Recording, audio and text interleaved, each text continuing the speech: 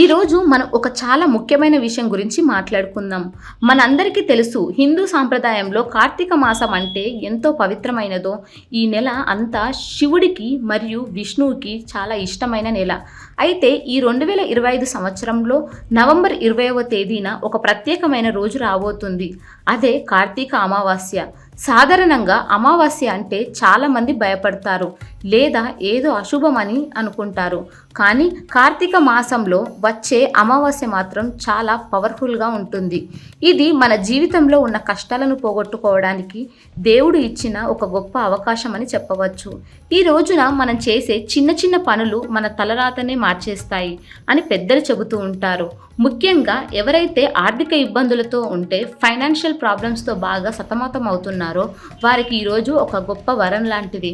ముందుగా మా వీడియో మీకు నచ్చినట్లయితే లైక్ చేయండి, షేర్ చేయండి. మరింత భక్తి సమాచారం కోసం మా భక్తి సమాచారం ఛానల్ను సబ్స్క్రైబ్ చేసుకోండి.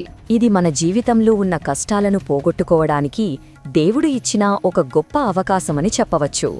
ఈ రోజున మనం చేసే చిన్న చిన్న పనులు మన తలరాతనే మార్చేస్తాయి అని పెద్దలు చెబుతూ ఉంటారు.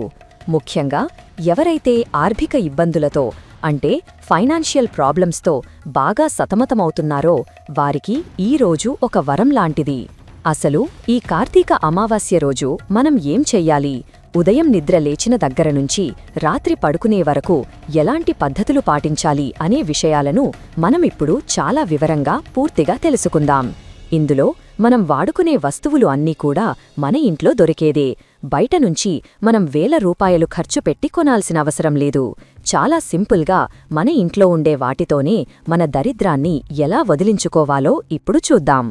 ముందుగా నవంబర్ 20వ తేదీ ఉదయం అంటే కార్తీక అమావాస్య రోజు ఉదయం ఏం చెయ్యాలో చూద్దాం. ఈ రోజు ఉదయం మీరు ఎంత వీలైతే అంత త్వరగా నిద్రలేవాలి.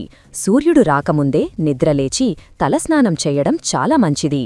మన పురాణాల్లో ఏం చెప్పారంటే, కార్తీక మాసంలో నదీ స్నానం చెయ్యడం వల్ల అంటే గంగా, గోదావరి, కృష్ణాలాంటి నదుల్లో స్నానం చెయ్యడం వల్ల మనకు తెలిసి తెలియక చేసిన పాపాలు అన్నీ పోతాయని అంటారు.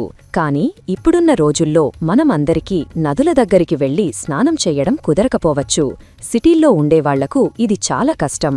కాబట్టి మీరు మీ ఇంట్లోనే నదీ స్నానం చేసిన ఫలితం పొందేలా ఒక చిన్న పని చేయవచ్చు. మీరు స్నానం చేసే నీళ్లలో 2 చుక్కల గంగాజలం వేసుకోండి. ఒకవేళ మీ ఇంట్లో గంగాజలం లేకపోతే కంగారు పడకండి. దానికి బదులుగా మీరు ఆ నీళ్లలో కొంచెం పసుపు మరియు కొంచెం కుంకుమ వేసుకోండి. ఆ తర్వాత మీ మనసులో గంగా, గోదావరి, కృష్ణ వంటి పవిత్ర నదుల పేర్లు తలుచుకుని స్నానం చెయ్యండి. ఇలా చెయ్యడం వల్ల మీరు నిజంగా నదిలో మునిగి స్నానం చేసినంత పుణ్యం వస్తుంది. దీన్నే మోక్ష స్నానం అంటారు. దీనివల్ల మీ శరీరమే కాదు, మీ మనసు కూడా శుద్ధి అవుతుంది. మీ చుట్టూ ఉన్న నెగటివ్ ఎనర్జీ మొత్తం పోయి ఒక కొత్త పాజిటివ్ ఎనర్జీ మీలోకి వస్తుంది. స్నానం పూర్తి అయిన తర్వాత మీరు శుభ్రమైన ఉతికిన బట్టలు కట్టుకోండి. ఆ తర్వాత మీ పూజా గదిలో దీపారాధన చెయ్యండి. కార్తీక మాసంలో దీపం వెలిగించడమనేది చాలా ముఖ్యం. అది కూడా నువ్వుల నూనెతో లేదా ఆవు నెయ్యితో దీపం వెలిగిస్తే చాలా మంచి ఫలితాలు ఉంటాయి. దేవుడి గదిలో దీపం వెలిగించిన తర్వాత మీరు మర్చిపోకుండా చెయ్యాల్సిన పని ఏంటంటే, మీ ఇంటి మెయిన్ డోర్ దగ్గర అంటే సింహద్వారం దగ్గర 2 దీపాలు పెట్టాలి. ఇంటి గుమ్మమనేది లక్ష్మీదేవి మన ఇంట్లోకి వచ్చే దారి. అక్కడ ఎప్పుడూ చీకటిగా ఉండకూడదు. ముఖ్యంగా అమావాస్య రోజున అక్కడ వెలుతురు ఉంటే లక్ష్మీదేవి సంతోషంగా మన ఇంట్లోకి అడుగు పెడుతుంది. అలాగే తులసి మొక్క దగ్గర కూడా ఒక దీపం పెట్టండి. తులసి చెట్టుకి నీళ్లు పోసి కొంచెం పంచదార కలిపిన నీటిని నైవేద్యంగా పెట్టండి. ఇలా ఉదయం పూట పూజ చేసుకుంటే ఆ రోజంతా మీకు చాలా ప్రశాంతంగా ఉంటుంది. ఇక అసలైన విషయం గురించి మాట్లాడుకుందాం. చాలా మందికి ఎంత కష్టపడినా చేతిలో డబ్బు నిలబడదు. వచ్చిన డబ్బు వచ్చినట్టే ఖర్చయిపోతూ ఉంటుంది. అప్పులు రోజురోజుకు పెరిగిపోతూ ఉంటాయి. ఇలాంటి సమస్యలు ఉన్నవారు ఈ కార్తీక అమావాస్య రోజు సాయంత్రం ఒక చిన్న సీక్రెట్ రెమెడీ పాటించాలి. ఈ పరిహారం చెయ్యడం వల్ల మీ ఆర్థిక స్థితి ఖచ్చితంగా మారుతుంది. దీనికోసం మనం పెద్దగా కష్టపడాల్సిన పనిలేదు. ఇది సాయంత్రం 6 గంటల తర్వాత అంటే సూర్యుడు అస్తమించిన తర్వాత చెయ్యాల్సిన పని. మొదటిగా మనం మన ఇంటికి రక్షణ కవచం లాంటి ఒక ఏర్పాటు చేసుకోవాలి. అదే గుమ్మడికాయ. మీరు మార్కెట్ నుంచి ఒక బూడిద గుమ్మడికాయను గాని లేదా మామూలు గుమ్మడికాయను గాని తీసుకురండి. సాయంత్రం పూట దానికి పసుపు కుంకుమ రాసి మీ ఇంటి మెయిన్ డోర్ పైన మధ్యలో వేలాడదీయండి. దీన్నే చాలామంది లక్ష్మీ ద్వారం అని కూడా పిలుస్తారు. అసలు గుమ్మడికాయ ఎందుకు కట్టాలి అంటే దానికి ఒక సైంటిఫిక్ రీజన్ కూడా ఉంది. గుమ్మడికాయకు నెగటివ్ ఎనర్జీని లాక్కునే శక్తి చాలా ఎక్కువగా ఉంటుంది. మన ఇంటి మీద ఎవరైనా ఏడుపు కళ్లతో చూసినా లేదా నరఘోష ఉన్నా లేదా దిష్టి తగిలినా ఆ చెడు ప్రభావం మనమీద పడకుండా ఈ గుమ్మడికాయ అడ్డుకుంటుంది. బయటనుంచి వచ్చే చెడు గాలులను ఇది ఆపేస్తుంది. అందుకే కొత్తగా ఇల్లు కట్టుకునేవాళ్లు లేదా షాపులు పెట్టేవాళ్లు ఖచ్చితంగా గుమ్మడికాయ కడతారు. ఈ అమావాస్య రోజున పాత గుమ్మడికాయను తీసేసి కొత్తది కట్టడం వల్ల మీ ఇంటికి కొత్త రక్షణ దొరుకుతుంది. ఇప్పుడు మనం చెప్పుకోబోయేది ఈ రోజు చెయ్యాల్సిన అతి ముఖ్యమైన రెమెడీ. ఇది చాలా సీక్రెట్గా చెయ్యాలి. అంటే మీరు చేస్తున్నప్పుడు ఎవరికీ చెప్పకూడదు మరియు ఎవరూ చూడకూడదు. ఇది మనీ అట్రాక్షన్ కోసం అంటే డబ్బును ఆకర్షించడానికి చేసే అద్భుతమైన ప్రయోగం. దీనికోసం మీకు 5 రకాల వస్తువులు కావాలి. ఈ వస్తువులు అన్నీ కూడా లక్ష్మీదేవికి చాలా ఇష్టమైనవి. మొదటిది ఎరుపు రంగు క్లాత్. మీరు ఒక చిన్న ఎరుపు రంగు బట్ట ముక్కను గీసుకోండి. ఎరుపు రంగు అనేది శక్తికి మరియు లక్ష్మీదేవికి సంకేతం. అందుకే మనం ఈ కలర్ వాడుతున్నాం. రెండవది లక్ష్మీ గవ్వలు. ఇవి చూడ్డానికి చిన్నగా ఉంటాయి కాని వీటికి డబ్బును ఆకర్షించే శక్తి చాలా ఎక్కువగా ఉంటుంది. సముద్రంలో పుట్టినవి కాబట్టి లక్ష్మీదేవికి ఇవి అంటే చాలా ఇష్టం. మీరు 2 లక్ష్మీ గవ్వలను తీసుకోండి. ఇవి మీకు ఏ పూజా సామాగ్రి షాప్లో అయినా దొరుకుతాయి. మూడవది పసుపు మరియు కుంకుమ. ఇవి మంగళకరమైన వస్తువులు. ఎక్కడ పసుపు కుంకుమ ఉంటాయో అక్కడ శుభం జరుగుతుంది. కాబట్టి కొంచెం పసుపు మరియు కొంచెం కుంకుమ తీసుకోండి. నాలుగవది కల్లుప్పు. దీనినే మనం రాక్ సాల్ట్ అని కూడా అంటాం. ఉప్పు గురించి మనం ప్రత్యేకంగా చెప్పుకోవాలి. ఉప్పు అనేది కేవలం వంటలో రుచి కోసం మాత్రమే కాదు, దీనికి నెగటివ్ ఎనర్జీని లాగేసుకునే గుణం ఉంది. అలాగే ఉప్పు లక్ష్మీ స్వరూపమని మన పెద్దలు చెబుతారు. అందుకే ఉప్పును కింద పోయకూడదు అని అంటారు. ఈ రెమెడీలో కల్లుప్పు వాడటం వల్ల మన ఇంట్లో ఉన్న దరిద్రం పోయి డబ్బు నిలుస్తుంది. ఐదవది ఒక రూపాయి కాయిన్. డబ్బుకి ప్రతిరూపంగా మనమొక కాయిన్ని ఇందులో వాడతాం. ఇప్పుడు మీరు ఏం చెయ్యాలంటే ఆ ఎరుపు రంగు క్లాత్ని తీసుకోండి. అందులో పైన చెప్పుకున్న వస్తువులు అన్నీ వెయ్యండి. అంటే 2 లక్ష్మీ గవ్వలు, కొంచెం పసుపు, కొంచెం కుంకుమ, కొంచెం కల్లుప్పు మరియు ఒక రూపాయి కాయిన్. ఇవన్నీ అందులో వేసి ఆ బట్టను ఒక చిన్న మూటలాగా కట్టండి. గట్టిగా ముడివెయ్యండి. ఇప్పుడు ఈ మూటలో లక్ష్మీదేవి శక్తి దాగి ఉంటుంది అని మన నమ్మకం. ఈ మూటను తయారు చేసుకున్న తర్వాత మీరు మీ ఇంటి మెయిన్ డోర్ దగ్గరికి వెళ్ళండి. మీరు ఇంటి లోపల నిలబడి చూస్తే మీ కుడి చేతి వైపున అంటే రైట్ సైడ్న గుమ్మానికి ఈ మూటను కట్టాలి. ఇక్కడ మీరు గుర్తుపెట్టుకోవలసిన ముఖ్యమైన విషయం ఏంటంటే ఈ మూట బయట నుంచి వచ్చేవాళ్లకి ఎవరికీ కనిపించకూడదు. ఇది ఇంటి లోపలి వైపున ఉండాలి.